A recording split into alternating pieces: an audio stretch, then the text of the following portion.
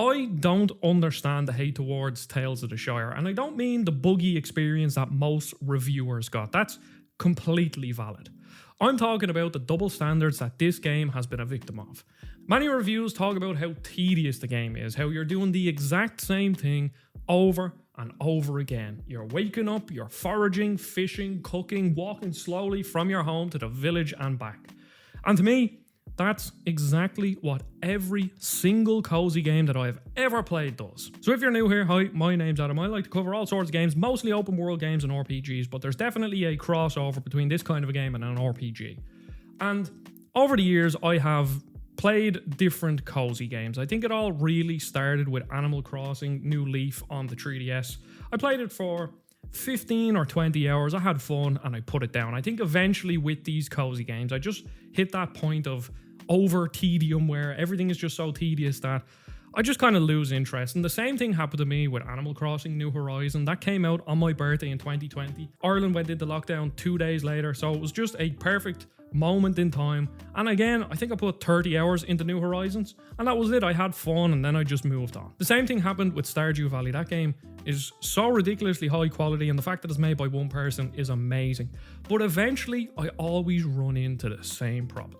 Because with these cozy games, you wake up and you do the exact same thing from one end of the day to the next. Yes, there might be a different season where you can grow a different crop or you can collect a different fruit or whatever, but at the end of the day, you are doing the exact same thing over and over and over and over again. Now, the one cozy game that I really got into was Fantasy Life on the 3DS. I absolutely adored it just because it has more of that overlap. As you can see from this channel, I love playing RPGs, so a cozy RPG mashed into one is just fantastic. And then earlier on the year when Fantasy Life I came out, I was having a great time playing it, and I've been slowly dipping back into it and just chipping away at it, but that is more my kind of a cozy game. So I just wanted to give you that context before I go into talking about Tales of the Shire, because I feel the cozy game community is really tight-knit, and there's creators that have hundreds of thousands of subscribers, and there's people that only play cozy games, and I'm not one of those people. I am a variety person. I play all sorts of games. And from playing some of these cozy games over the years, tedium is present in every single one of them. Like if I think about Animal Crossing, I think about slowly walking around and accessing your chest and loading into your house to get into that chest and then putting something on the wall and then coming out, shaking a couple of trees, picking up some peaches. Oh, I don't have enough inventory space. I better go back to my house and put them in the chest, or I better go sell them. And that is just a loop of these games. Same thing with Stardew Valley. You wake up, you water your crops, you go into the town, you might buy something or help out a villager by, I don't know, giving them something that they want. But it's always the same thing over and over again. And I know that is a part of the philosophy of these cozy games, and I don't want to be too mean and say that a lot of them don't respect your time, because I don't think that's what it is. I think it is deliberate that, I don't know, Tom Nook drones on for God knows how long and you just have to listen to the stupid little noises he makes or whatever. But one thing that I don't understand about most cozy games is just the inventory space and getting into chest. The inventory is just way too small, and that is where I would say that cozy games in general they don't not respect your time, but they're definitely pushing towards that, and it's just constantly picking up stuff, going back to your house, putting them in a chest or going to the shop and selling them, and that's just exactly what you do. And the thing is with Tales of the Shire, it has the exact same loop that all of these other games have. You wake up and on any given day you might look at your crops and say, oh, it's raining, so I don't need to water them. Or the next day you'll wake up and it won't be raining, so you go down to the river and you fill up your watering can and you go up and then you water all your plants, and then you sort of take stock of what you need to do for the day. Maybe you want to follow a quest line for a certain villager, or two villagers are coming over, so you have to prepare their meals. So you go over to your letterbox and you're reading what kind of meal they're in the mood for, and it's like, oh, they want a salty meal. Okay, I better go either buy salty ingredients or I better go forage for salty ingredients so I can make whatever meal they want and make a salty version of it. And that's exactly what you do. You then leave your house and maybe you want a salty fish, so you go fishing, or you need a salty mushroom, so you go into the forest and start foraging, or you go into the shops in the village and you buy some salty ingredient, and that's just what you do. And unless I'm missing something about all the other cozy games, I just don't see why Tales of the Shire is different to Animal Crossing, because again, in Animal Crossing, you're waking up and you have a stamina bar that you have to keep your eye on, and you're going over to your trees and maybe you're chopping them down, or maybe you're shaking them to get the fruit out. And then next of all, you're walking over to the beach so that you can fish, because you want a fish that is only caught in the winter, in the morning, and you want to put them in your museum. That's exactly what I'm doing in Tales of the Shire. And the thing is, Tales of the Shire has better mechanics than the likes of Animal Crossing. Animal Crossing is extremely primitive, at least when it comes to the fishing in Tales of the Shire. There's a bit of a mini game to it, so it's more gamey. And then you get to the cooking section, and the cooking mini game is actually quite in depth. You can change how tender or crispy things are, how chunky or fine they are. You can change the flavor profile of different meals. And I think they got that part actually perfect, because of course, if you are into the Lord of the Rings, you know that hobbits love food. Food is a massive part of a hobbit's day. So focusing in on that was just a really good idea. And if we go back to the tedium point about cozy games in general and Tales of the Shire, I've seen a couple of reviews that said like, oh, you're constantly walking from your house to your village, and the only way to get money is to forage things and then sell them in the village. And when I heard people say that, I was like, is that not what you do in every single other cozy game? Like, yes, you wake up and you go fishing, and maybe your inventory's full, because the inventory in all of these games is absolutely tiny. And then you're like, oh, well, I'm close to the village, so I guess I could just sell these, or I can walk back to my house and put them in the chest. And you will do that almost every single day. And that's exactly what it is in Tales of the Shire. It's exactly what it is in Stardew Valley, and it's exactly what it is in Animal Crossing New Horizons. You will do the exact same thing from one end of the day to the next. Yes, there might be some slight differences in seasons and whatever, but apart from that, you are doing the exact same thing. And look, I'm not saying the Tales of the Shire is like the greatest game of all time. Look, it's a cozy game. I enjoy cozy games. As you can see, I enjoy them to a certain extent.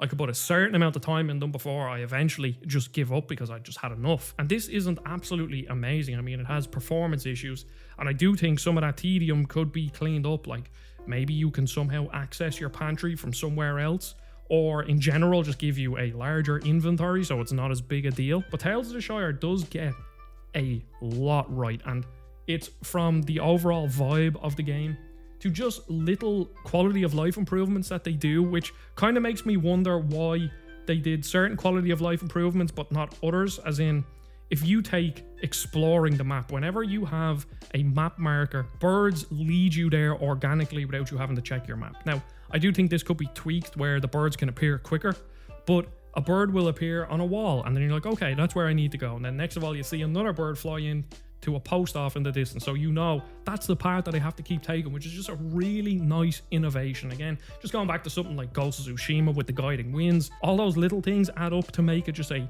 fairly streamlined experience in some parts. And then when you're looking for herbs, or you're looking for berries or whatever, there are different colored butterflies around the world that will lead you organically to them. So you'll be walking down a path and you'll see a blue butterfly, and you'll walk into the blue butterfly and they'll start flying away, and they'll lead you towards a berry bush or a herb or whatever. And it's just those little things. And then when you get into the overall cozy vibe, I've always struggled with the likes of Animal Crossing and Stardew Valley because of the stamina system. When there's a stamina system present and there's like a clock winding down, I really feel like I try to min-max it. And yes, that is a personal problem. Not everyone tries to do that, but I really find myself like, oh, I need to wake up, I need to water my crops, okay, then I can go to this village to talk to this villager, and then I can get this item, then I can go to the cave, because then that gives me 4 hours in the cave, or whatever. I'm constantly trying to min-max it. But Tales of the Shire just clicked with me, where I don't feel like I want to min-max the game. The game is quite simple. It is a very simple game, but I think that simplicity works in its favor, because I don't feel like I'm waking up as like, oh no, there's 2 people coming for dinner, okay, I better get that ready, and I better go over here and forage, and I need to fish, and I need to go to the village, and I'm not going crazy to get everything done. I'm just enjoying my time in the Shire. And they got the aesthetic of this game nearly perfect. It has this watercolor aesthetic, the textures aren't too detailed, it's just very bright and vibrant and colorful, almost painterly. And we can all admit, if you're a Lord of the Rings fan, we have always dreamed of going to the Shire. Yes, you can do it if you go to New Zealand, and if I ever am there, I am definitely going. But we've all dreamed of going to the Shire. And this created that feeling perfectly, because it's so visually cluttered.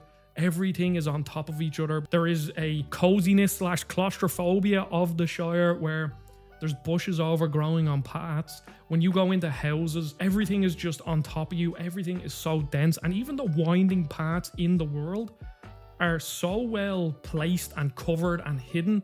Like, you'll just be walking around and you'll come across, I don't know, a little river or a waterfall, and it's just really peaceful. You have the music and the noise just playing in the background, a bird chirping off in the distance. And then you'll see like a fallen down tree, but you can actually walk in the log, which will lead you down 2 different paths, and it's so windy and layered on top of each other. They got that absolutely perfect. And because I don't feel like I need to min-max it, I am genuinely transported into the Shire in a way that I haven't since the Hobbit game on PS2, well, the PC version I played, but the Hobbit game on PS2, and I'm like, oh yeah, they just got this absolutely perfect. So yeah, this was more of a rambly video. This game it's not this absolutely fantastic cozy game. I just think they got the right amount of things right, where it's not too complicated, there's not too many systems. I find myself getting lost in the Shire and living like a hobbit, and if you hold down R2, you actually start skipping around. I don't know, there's just an overall, this is a very American word, just vibe to the game that is, I don't know, it's just great. It does have problems, yes. It has a lot of technical problems, and I'm not throwing shade at different reviewers that, you know, had 6 different crashes and a lot of bugs that wiped out saves. That's totally valid, but I just find it kind of weird that there's a lot of people saying this game is extremely tedious and you're just doing the same thing over and over again and it's kind of boring. And I'm like, I don't know, just play Animal Crossing or play Stardew Valley and you're doing basically the exact same thing. So yeah, that's why I wanted to make this video. I appreciate everybody watching. Don't forget to subscribe and join the Discord down below if you want more of this stuff. I also streamed the game for 3.5 hours yesterday. If you want to see my like early first impressions of it, that was a great stream. So I appreciate everybody watching as well. And I see you all on the next video. Goodbye.